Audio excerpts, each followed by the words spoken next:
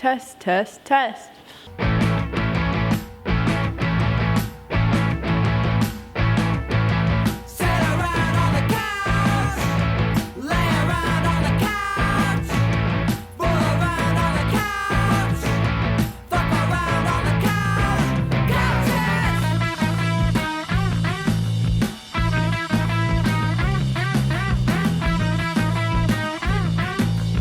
Welcome to Swingin' at KRS with Nathan Brannon. Hey, how's it going?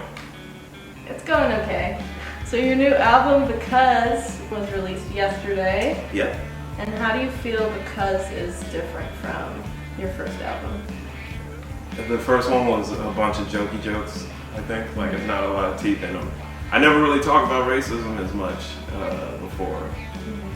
But now it's like, I mean, I don't come out and be preachy and stuff, but I feel like this album has a lot more meat to it, and you'll either love it or hate it. How did you start doing comedy? Some fraternity brothers of mine kind of got me some time at an open mic, like 5 minutes or something. I did those 5 minutes, and then people laughed, and I got hooked. So did you always have kind of that performing quality since you were a kid? No, I was very introverted. I still am. Like, I'm not like a huge party guy. Just having the ability to speak and have people pay attention to that stuff keeps me hooked. Your release show the other night, you had some guests of honor, the family of Larnell Bruce. Larnell Bruce Jr., he was a 19-year-old kid in Gresham, Oregon, and on August 10th this year, 2016, a white supremacist ran him down in the street. But I heard about it from a buddy on the East Coast, not even from Portland first, that it felt like a lot of people weren't talking about it or very upset. I'm not super famous, so I don't have like a huge fan base to do a whole bunch of stuff with, but I mean, I still have a platform, I still have a voice, so I invited them to the show. You passed a card around for them, and yeah, it's just terrible. I just wanted to let them know that like there's a lot of people, especially like here in Portland even, that care that he's gone, care about their loss.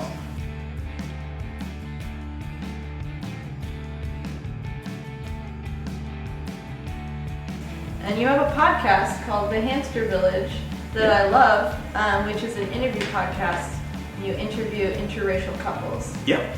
And how did that come about? Biracial people. I'm in an interracial relationship because you have race as a part of your whole dynamic, that because of the society that we live in, whenever there's something that comes up or differences or whatever, it gets framed in that race. There's not a lot of support groups and things like that, so I said, you know what, I'll go out and I'll interview other couples and biracial people. Let them talk about their life, because I'm sure other people in their same situation have concerns like that. I want them to be as honest as they can, because that's really how you break down stereotypes and everything too, is have the source give you the information, not someone else.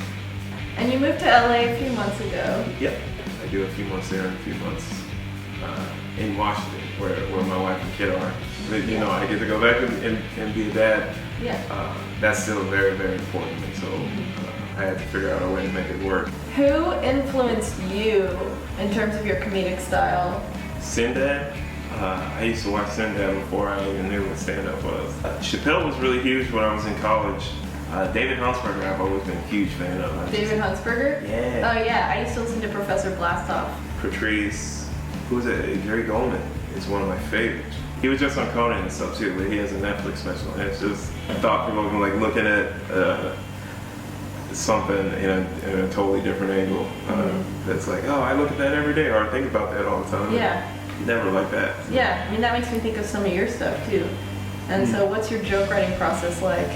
I always had like a what if kind of thought process all the time. I found that you can't be too preachy on stage, or else people kind of turn off on you. But if you frame it within a story or frame it within something, a joke I'm working on about UFOs, but I talk about the slugs and fireflies, like the same dynamic. Like it's the same as like, what's that up in this, what's those weird lights up in the sky? It's the same thing, but if I just came out straight and started talking about UFOs, people are like, oh, this is super weird. I also want to say, like, on the album, each track, there's what the joke is about, meaning like what I talk about, and then a theme underneath.